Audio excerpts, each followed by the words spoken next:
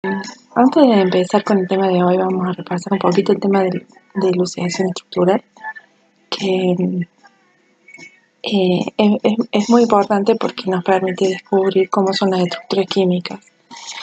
El fundamento de las técnicas en realidad es que uno perturba la molécula con un determinado tipo de energía, justamente para poner en evidencia las propiedades físicas de la molécula, y a través de esas propiedades físicas de la molécula poder determinar la estructura. O sea que la molécula responde generalmente absorbiendo esa energía, y eso se visualiza en un espectro que es característico.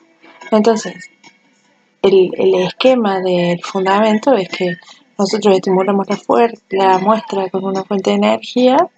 Esa fuente de energía generalmente es radiación electromagnética, es la más común, pero también en estas técnicas está estimularla con una corriente de electrones.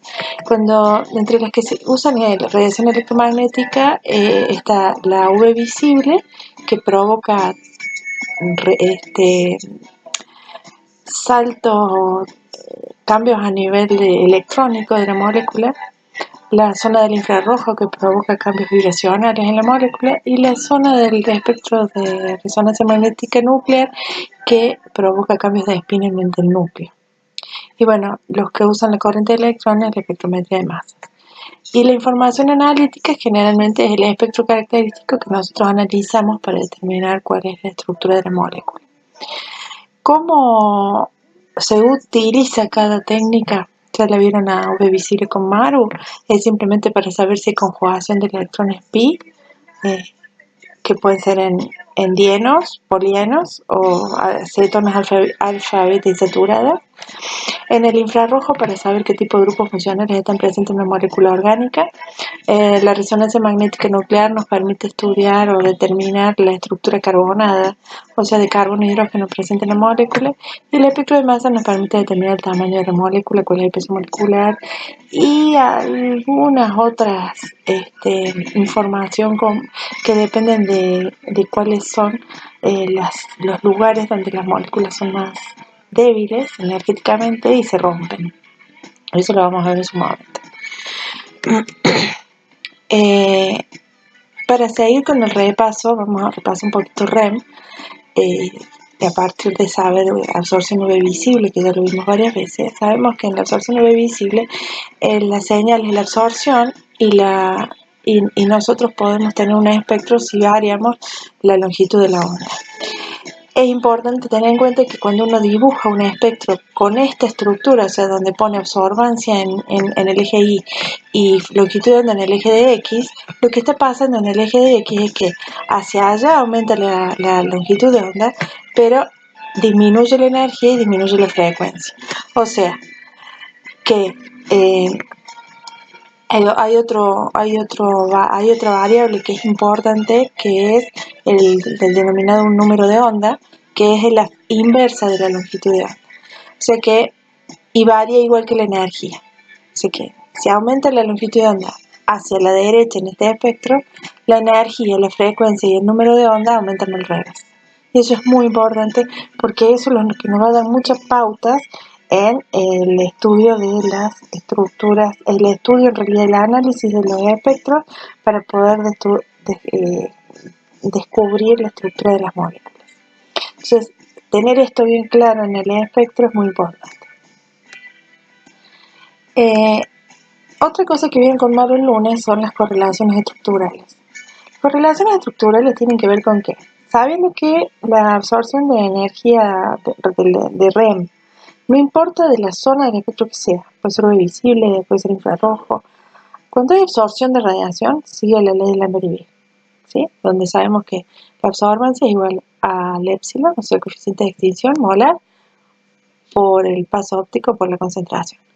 El épsilon, o sea, la magnitud del épsilon, las características de ese épsilon, que ya vimos que cambia con la longitud de onda, dependen del cromóforo, ¿sí? De la molécula. O sea, es el cromóforo, como vieron con Maru también, es la parte de la molécula que tiene que es responsable de la absorción de la radiación. O sea, es el que absorbe los fotones, la parte de la molécula que absorbe los fotones. Pero también están los auxócromos que, si bien no absorben, no es la parte de la molécula responsable de la absorción, sin embargo, afecta de manera muy íntima a esa absorción. Por ejemplo, esta sería una cetona alfa, beta, insaturada, ¿sí? Este sería la parte de la molécula responsable de la absorción, el cromóforo. Y todo esto afecta a la absorción, pero de una manera simplemente por el entorno químico que genera. Entonces, ¿cómo se ve de manifiesto eso en un espectro de absorción molecular UV visible? Bueno, en un espectro de absorción molecular UV visible, o sea, donde vemos que graficamos absorbancia en función de la longitud de onda, si el cromóforo es el responsable de la absorción, el auxócromo va a modificar el pico de la longitud de onda máxima en función de las características del auxócromo. Por ejemplo, hay auxócromos que producen cambios o corrimientos batocrómicos, o sea, corrimientos hacia longitudes de ondas mayores, que significan menores energías, menores frecuencias, menores números de ondas, o pueden provocar corrimientos ipsocrómicos, o sea, hacia zonas de menor energía, de menor longitud de onda, mayor energía, mayor frecuencia. Eso provoca un auxócromo. Pero los auxócromos también pueden provocar otro tipo de cambios en la absorción sin modificar la posición de la lambda máxima, que es aumentar o disminuir el épsilon. Si lo aumenta, se dice que se produjo un corrimiento hipercrómico, y si lo disminuye el épsilon, se dice que se produjo un corrimiento hipocrómico. Este tipo de corrimientos no son tan importantes. Como vieron en las reglas de Burgos-Fieser, los que más provocan corrimientos son los de tipo batocrómicos. En realidad ni siquiera ipsocrómicos son importantes. En general todos los corrimientos son hacia lambdas máximas, mayores, hacia menores posiciones energéticas o menores diferencias energéticas entre los estados fundamental y excitado. Teniendo esto en mente, entonces vamos a ver la espectroscopia infrarroja. Solo para que nos ubiquemos con el esquemita que venimos trabajando desde el principio de año, estamos acá. O sea, estamos en la zona del infrarrojo, que provoca cambios en la configuración de la frecuencia de la molécula.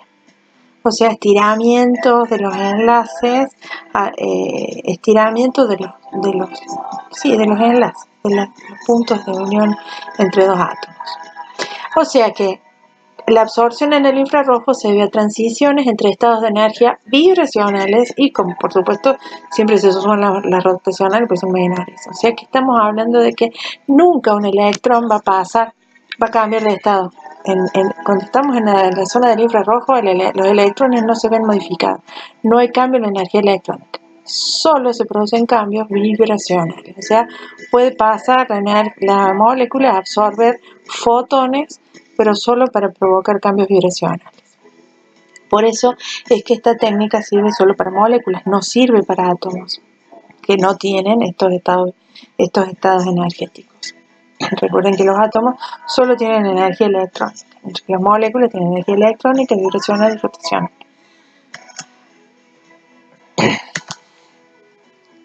Una molécula puede absorber energía de fotones en el rango del infrarrojo solamente si se puede producir un cambio en el momento dipolar de la molécula durante un movimiento rotacional y vibracional, y cuando la frecuencia del fotón coincide con la frecuencia de vibración natural de la molécula. Acá es importante que tengan en cuenta que las uniones entre los átomos no son uniones que son estáticas. Los átomos se están moviendo todo el tiempo, o sea, vibra todo el tiempo. Solamente estarían quietos eventualmente en el cero absoluto, en el 0 Kelvin. Esa sería una situación de quietud. pero a las temperaturas normales de la vida, todos los átomos se mueven, todos los átomos vibran, aún en los sólidos. Entonces, para que para que la molécula absorba el fotón, el fotón tiene que tener la misma resonancia, o sea, tiene que tener la misma frecuencia, o entrar en resonancia con la frecuencia natural del movimiento de la molécula. Entonces, de ahí viene el concepto de cuáles son las moléculas que son activas y las moléculas que no son activas en el infrarrojo. Para que haya una molécula activa en el infrarrojo tiene que haber un momento dipolar. O sea, tiene que haber una distribución de cargas negativas en una parte digamos, este es un modelo teórico que utiliza el concepto de resorte en la unión entre dos átomos.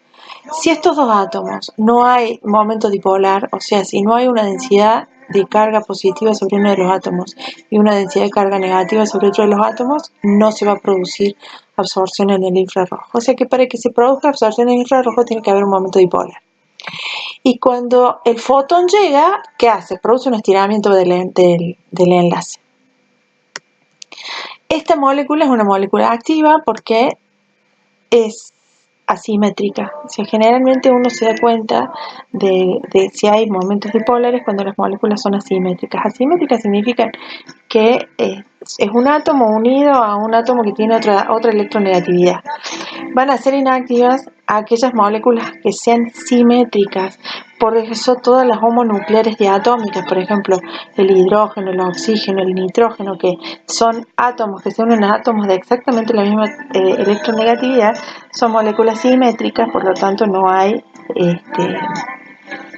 momento dipolar. Entonces, estas moléculas no van a absorber fotones en la región del infrarrojo. Cuando un fotón llega a una molécula, un fotón de la zona del infrarrojo llega a una molécula poliatómica, pueden producirse tensiones o flexiones. Una tensión es un estiramiento, ¿sí? El estiramiento puede ser simétrico, o sea que se estiran frente a se estiran los dos átomos, o asimétrico, donde cuando se contrae, se estira. Mientras que los movimientos de flexión son movimientos más rotacionales, o sea, sería un movimiento de este átomo hacia allá y de este átomo hacia allá, o de torsión fuera del plano, o sea, sería para allá y hacia allá. En simétrico y asimétrico cuando lo hacen en el mismo sentido. Cuando la frecuencia de las coincide, o sea, es resonante con la frecuencia de la vibración, la radiación es absorbida, entonces se produce una absorción, ¿sí? Entonces ahí, cuando se absorbe, el enlace se estira o se flexiona. ¿Qué significa que la frecuencia del fotón sea resonante? Tiene que estar en resonancia con la onda de la frecuencia natural de vibración de la molécula, entonces se produce la absorción. En cambio, si no son resonantes, o sea, se anulan, entonces no hay absorción. Esto es importante porque hay ciertas reglas para después ver en qué zona se van a absorber los átomos. Un espectro de infrarrojo se ve de esta forma, o sea, hay un eje Y y un eje X. Si se fijan, en el eje Y está la transmitancia, el porcentaje de transmitancia, no es la absorbancia. Y en el eje X no es la longitud de onda, es el número de onda. Es el número de onda, pero crece al revés, hacia allá. El número de onda, ¿se acuerdan? Era 1 sobre lambda. ¿tá? O sea que si el número de onda crece hacia allá, la longitud de onda crece hacia allá. Esto, como es porcentaje de transmitancia, si se acuerdan, la absorbancia era el logaritmo de 1 sobre transmitancia. O sea que cuando hay un mínimo de porcentaje de transmitancia, es una absorbancia máxima. Mientras que cuando hay un máximo de transmitancia, o sea, cerca del 100% de transmitancia, quiere decir que no se absorbe casi nada, es un mínimo de absorbancia, ¿sí? O sea, acá, si se estuviera transmitiendo, si la transmitancia fuera, por ejemplo, que yo, un 5%, ¿qué es lo que significa? Que de 100 fotones que llegan, solo salen 5, o sea, hay 95 fotones que se están absorbiendo. Mientras que acá, si estuviéramos diciendo que hay un 95, por ejemplo, por ciento de transmitancia, ¿qué significa? Que de cada 100 fotones que llegan, salen 95, o sea que solo se están absorbiendo un 5% de fotones. Eso más o menos sería lo que significa. Entonces, es importante acá tener en cuenta que los picos se ven al revés, que en un espectro donde acá gráfico absorbancia. Otra cosa que es importante en este espectro es entender que la energía aumenta en el mismo sentido que aumenta el número de ondas, mientras que la longitud de onda aumenta al revés. O sea, si allá tenemos más longitud de onda. Recuerden que el número de onda entonces era 1 sobre lambda, ¿sí? Que aumenta de la misma forma que la energía y que la frecuencia. Y esta zona entre 500 centímetros a la menos 1 y 4000 centímetros a la menos 1 es la zona del infrarrojo medio, o eso se denomina. Y este es el espectro de infrarrojo del propanol, del 1-propanol. Entonces, la absorción en el IR depende de los tipos de átomos involucrados, o sea, implicados en el enlace, esos son los cromóforos, el entorno del químico alrededor de ese enlace, esos serían los auxócromos, y de la cantidad de enlaces o la concentración de enlaces presentes. Eso me daría la relación con la concentración a través de cómo es una absorción molecular a través de la ley de Lambert-Eaton. Igual que en la absorción molecular en la zona UV visible. O sea, cuando hay absorción molecular, se cumple la ley de Lambert-Eaton. Punto. Entonces, esta técnica no solo permite el análisis cualitativo de determinar o establecer cuál es la estructura química de una molécula, sino que también permite el análisis cuantitativo. Bien, cromóforos.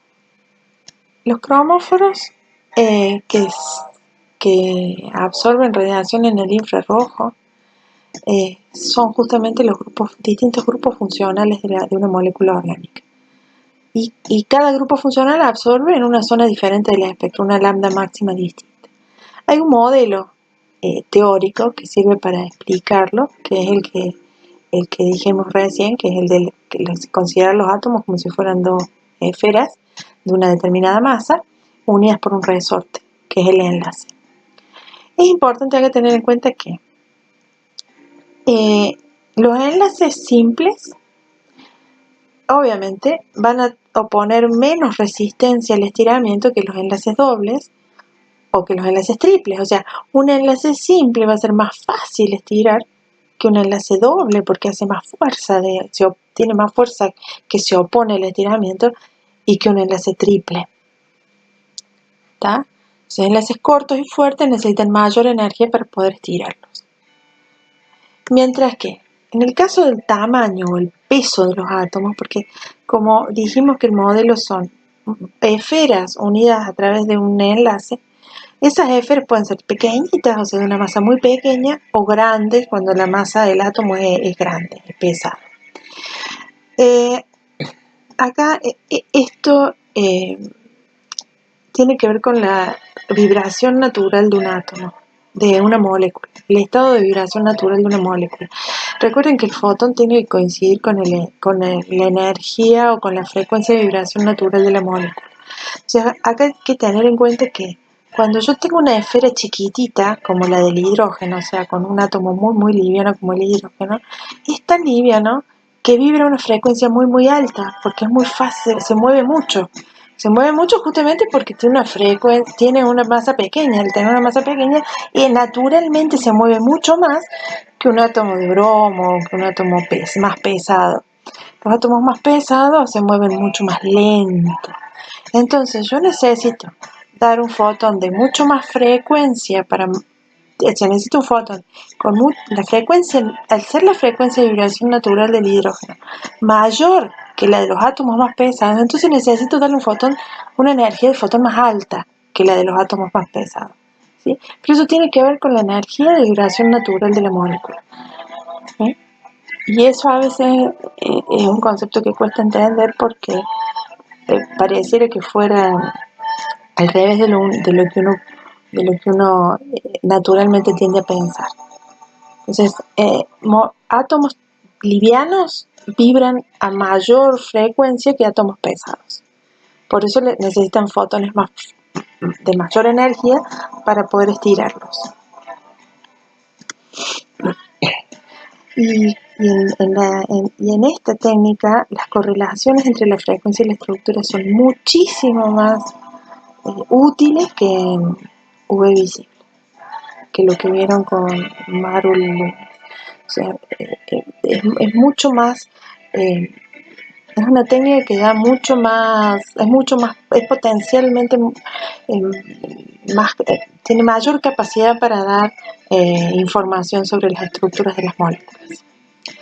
Entonces, es importante tener en cuenta que si yo voy a identificar un compuesto orgánico a partir de un espectro infrarrojo, voy a necesitar llevarlo a cabo a través de un proceso que es en 2 etapas, por lo menos.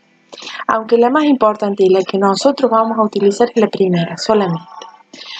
La primera etapa es determinar los grupos funcionales examinando las frecuencias de grupo.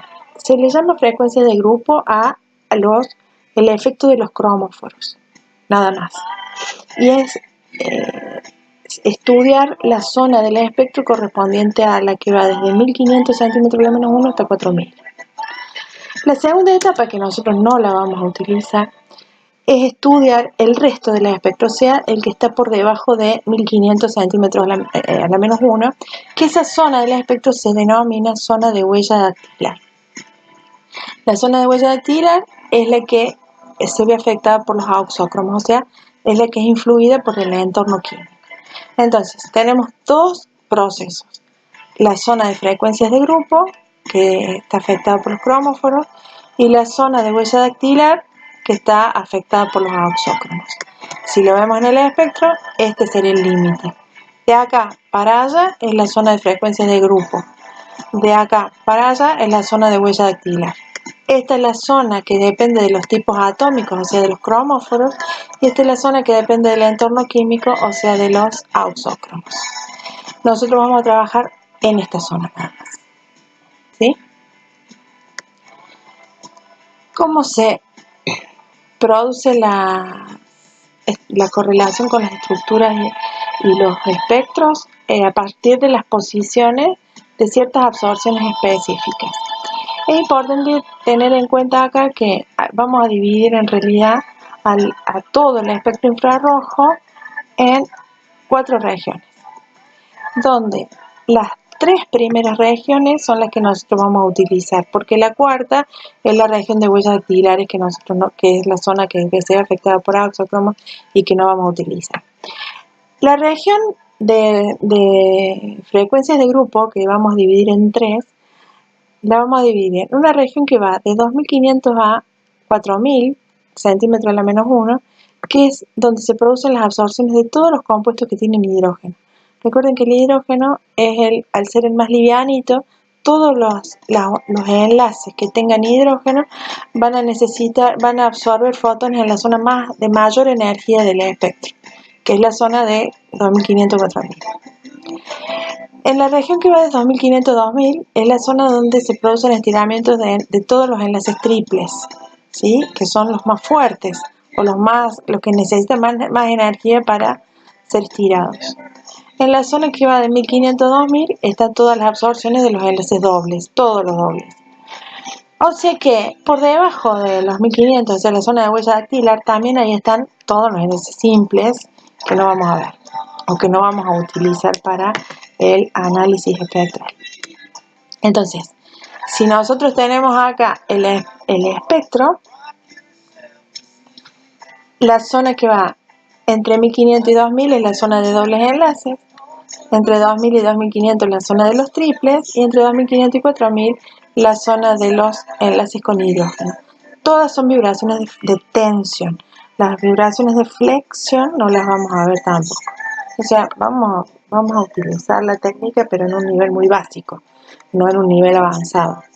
Para un nivel avanzado deberían hacer un posgrado después. Por ahora nos quedamos con el nivel básico, como para que tengan una idea. Vamos a ver ahora entonces las frecuencias de absorción más típicas. Acá estamos hablando de la tensión en este enlace, carbono-hidrógeno. ¿Sí? La tensión del enlace carbono-hidrógeno se ve afectada por el cromóforo, por los auxócromos también. ¿Sí? O sea, los auxócromos que están alrededor de ese enlace, o sea, los que están más cerquita. Cuando el átomo de carbono que está al lado de ese hidrógeno tiene todos enlaces simples, más o menos la absorción se produce entre 2800 y 3000, es bien fuerte y es bien intensa. Ahora, si el carbono que está al lado está unido por un doble enlace a otro carbono, necesita más energía para estirarlo. A este enlace, siempre estamos hablando de este enlace, o sea, del enlace carbono-hidrógeno, ¿sí? O sea, no estamos hablando de este enlace, sino de este enlace. Pero ¿qué pasa? Este enlace se ve afectado por qué tipo de enlace tenga el vecino, que es el carbono que forma parte de ese cromóforo. Necesita mayor energía, se produce un pico mediano, a veces está oculto detrás de otras bandas. Y cuando el carbono que está que forma parte del enlace carbono-hidrógeno está unido por un triple enlace terminal, entonces necesito todavía más energía, fuerte e intensa. En el caso del enlace OH, o sea, del cromóforo de oxidrilo, depende de si es alcohol o si es ácido. Si es alcohol, aparece entre 3300 y 3600 centímetros a la menos 1, y si es de ácido, entre 2500 y 3500 a la menos 1. Pero lo importante es que es un pico siempre ancho, muy muy ancho, característico. El enlace de los grupos amina, o sea, del enlace nitrógeno-hidrógeno, depende si es amina primaria, secundaria o imina. La amina primaria absorbe entre 3500 y 3400 y se ve un pico bastante ancho, no tanto como el oxidrilo, pero bastante ancho, con dos picos. En cambio, la amina secundaria también absorbe más o menos entre 3300 y 3500, pero con un solo pico. Uno suele diferenciar las aminas primarias de las secundarias por cómo termina, cuando es primaria termina en dos picos, cuando es secundaria termina en un solo pico. Y una imina, o sea, cuando el nitrógeno está unido a un doble enlace a otro átomo, necesito bastante energía y es mediana la absorción. El enlace carbono-carbono dijimos que está en la zona de huella dactilar, no importa esa zona.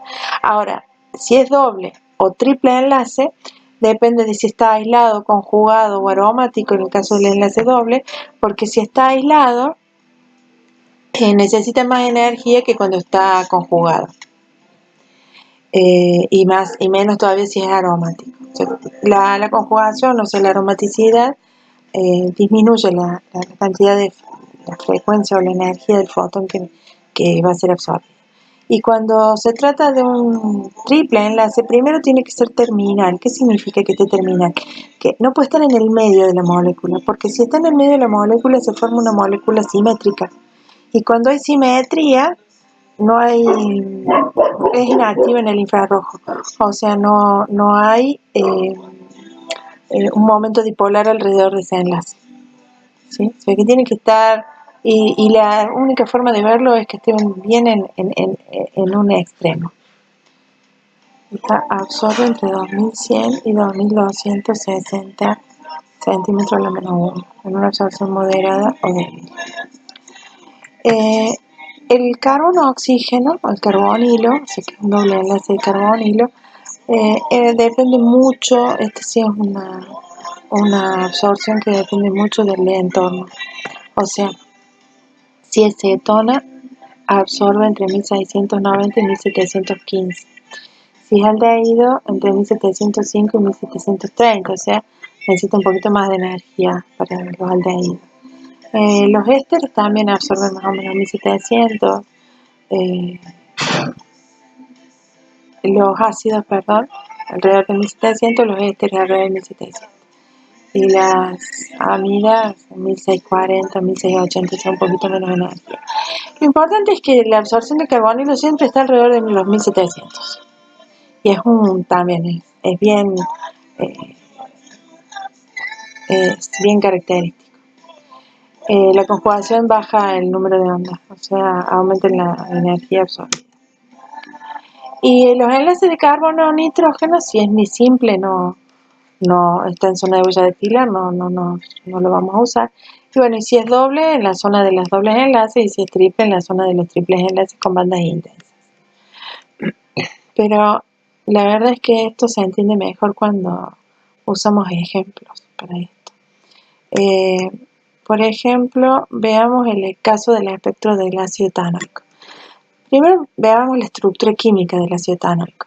Acá es importante tener en cuenta que los hidrógenos siempre, al ser tan livianitos, son los que más energía absorben. O sea que estamos en la zona de 3500 o 4000 centímetros a la menos 1. Tenemos un doble enlace. O sea, ¿cuál es? En función de los enlaces que tiene, tenemos un carbonilo que absorbe más o menos alrededor de 1700. Tenemos, bueno, el carbono, oxígeno, a veces todos los enlaces simples, salvo el de hidrógeno, no zona de huella dactilar, no lo vamos a usar. Ahora, el OH sí, porque el oxidrilo absorbe una zona de frecuencia de grupo. Así que tengo que tener un pico ancho e intenso entre 2500 y 3500. Y el carbono hidrógeno también, pero no es ancho. Entonces, este es el espectro del ácido etanoico, ¿sí? Acá se ve la banda de absorción del oxidrilo, que es bien ancha. Esto que se ve acá es la banda de absorción del carbono hidrógeno. Está como solapada con la del OH, porque toda esta zona entre 2500 y los 4000 es la zona de las uniones con hidrógeno. Entonces acá está escondida el carbono hidrógeno. Esta es la banda del carbonilo que está en la zona de los enlaces dobles. Eso sería el caso del etanoico. En el caso del etanol tenemos el oxidrilo y el carbono hidrógeno nada más. O sea, todo lo demás está en zona de huella dactilar. O sea, esta es su huella dactilar, OH bien ancho e intenso, CH que es zona de frecuencia de grupo. O sea que tenemos el OH, las zonas bien anchas, típico del OH, y acá también medio solapado el carbono hidrógeno. El etanoato de etilo que tengo un doble enlace y tengo carbono hidrógeno nada más, o sea, acá no hay OH, entonces no tengo que tener nada ancho, o ningún pico ancho en la zona de frecuencia por encima de entre los 3000 y los 4000. Bueno, entonces tengo el doble enlace, el carbonilo típico en 1700, alrededor de 1700, esto es huella dactilar, y el carbono hidrógeno entre 2800 y 3000. Acá se ve en la zona de los enlaces con hidrógeno que no está un pico ancho porque solamente tengo carbono y hidrógeno, y este pico es típico del carbonilo en la zona de los dobles enlaces. Las cetonas, bueno, acá tengo de nuevo pico de carbonilo alrededor de 1700 y los carbonos y hidrógenos entre los 2800 y los 3000. O sea, acá tengo el carbono y hidrógeno que está bastante, tiene una intensidad bastante baja, y el pico de carbonilo en la zona de los dobles enlaces. El 2-hidroxipropanoico, acá sí tengo el carbonilo, el oxidrilo, tengo dos oxidrilos para colmo, y carbono y hidrógeno. Esos son los más importantes. El oxidrilo que va a ser bien ancho, el carbonilo que va a estar en la zona de dobles enlaces y los carbono e hidrógeno que van a estar en las zonas de los enlaces con hidrógeno. Carbonilo alrededor de 1700, carbono e hidrógeno entre 2500 y 3500 y el oxidrilo ancho entre 2500 y 3500. Ahí se ve el oxidrilo ancho metido solapado los carbono e hidrógenos que son distintos, por eso hay como dos picos, y el pico de carbonilo en la zona de dobles enlaces. El aminobutano, que es una amina primaria, tenemos NH y CH, nada más, es lo único que hay. O sea que lo único que vamos a tener es por arriba de los 3500. Entre 2800 y 3000 el carbono y hidrógeno, y entre 3500 y 3400 el NH. O sea que la amina, como es primaria, termina en dos picos, es lo que habíamos visto antes. Las aminas primarias terminan en dos picos y necesita un poquito más de energía que el carbono y hidrógeno. El resto no hay nada que se pueda aplicar. ¿Para qué se usan las zonas de huella dactilar? La zona de huella dactilar, en realidad, que es muy dependiente del entorno químico, sirve para isómeros, o sea, compuestos que tienen exactamente los mismos grupos funcionales, pero que son distintos. Por ejemplo, la diferencia entre el 2-propanol y el 1-propanol, y el 2-propanol, que en la zona de frecuencias de grupo no va a haber diferencia, porque voy a tener el ancho del oxidrilo y el carbono hidrógeno, ¿sí? O sea, en la zona de frecuencias de grupo no hay diferencia. Donde hay mucha diferencia es en la zona de huella dactilar. Este es el 1-propanol y este es el 2-propanol. O sea, ahí es donde se ven las diferencias. Entonces, ¿qué es lo que yo hago normalmente? Bueno, si yo tuviera que resolver un problema donde tengo estos dos, necesitaría los dos patrones, necesitaría hacer el infrarrojo de los dos y compararlo con el patrón para ver cuál es cuál, nada más. Pero no para hacer otro tipo de correlación estructural. ¿Cuáles serían los aspectos metodológicos de la espectroscopía infrarroja? O sea, cuáles son los equipos que necesitamos y cómo se trabaja en el laboratorio. Primero, ese sería el esquema del espectrofotómetro. Esto está más difícil de ver, pero esta sería la fuente de radiación. La fuente de radiación de la zona del infrarrojo, que para eso se necesita una lámpara de nicromo, o sea, una aleación de níquel y cromo que tiene la lámpara. La lámpara es policromática en toda la zona del infrarrojo y no se filtra, o sea, toda la radiación policromática llega a los dos compartimientos donde está una celda de referencia que tiene blanco o solvente, no es solvente, ya vamos a ver, pero no tiene nada, y la celda que contiene la muestra. Eso es para que compare de manera permanente la absorción con el blanco. Pero llegan a las dos radiación policromática. Después hay un espejo que lo que va a ir haciendo es que llegue a la zona de detectores un rato la celda, un rato la muestra, un rato la celda, un rato la muestra. Se va girando, va cambiando, entonces para irla midiendo juntas. Después se coloca el monocromador. Es parecido al espectrofotómetro de óptica inversa. El monocromador, la luz se hace monocromática después. Eso llega a un detector que después hace un registro del espectro. Ese sería el esquema del espectrofotómetro de infrarrojo. Es bastante, bueno, hay un dibujo, hay una foto de un espectro, nosotros no tenemos la foto, mandamos la muestra a otros centros para que nos las analicen como lo necesitan. Bien, ¿cuáles son los factores que afectan al espectro infrarrojo? Primero, el estado físico de la muestra. No es lo mismo que la muestra sea un gas, un líquido o un sólido. Cuanto más, por ejemplo, el problema de las moléculas de los gases es que tienen muchos movimientos rotacionales y poca interacción entre las moléculas. El problema de los líquidos es que hay movimientos rotacionales y muchas interacciones inter e intramoleculares. Por eso el estado ideal para medir en el infrarrojo es el estado sólido. O sea que las muestras estén en estado sólido porque no hay movimientos rotacionales, hay solo movimientos vibracionales que vibran en un estado cristalino sólido. Por lo tanto, yo tengo que preparar la muestra sólida. O sea que no la puedo llevar a una solución. En este caso yo voy a tener que trabajar con la muestra sólida. Así que tiene que tener una preparación. Y hay que evitar la contaminación ambiental con gases que tienen momento dipolar. Porque esos gases que tienen momento dipolar son activos en el infrarrojo y van a absorber radiación.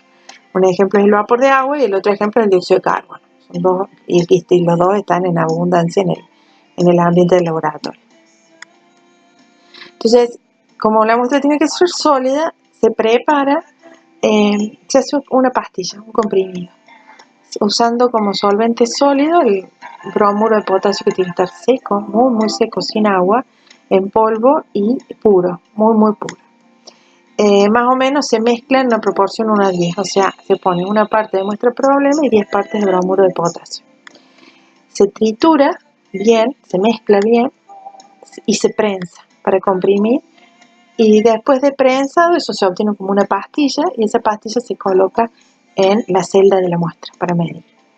O sea que mezclo una parte de la muestra en 10 partes de bromuro de potasio, presiono con la prensa, aquí hay una prensa manual, se puede hacer una comprimidora también, pero esto sirve, y sale un comprimido que es la pastilla que se pone en el equipo, en el compartimento de la celda. O sea que yo necesito un montón de instrumentos para poder preparar la muestra sólida.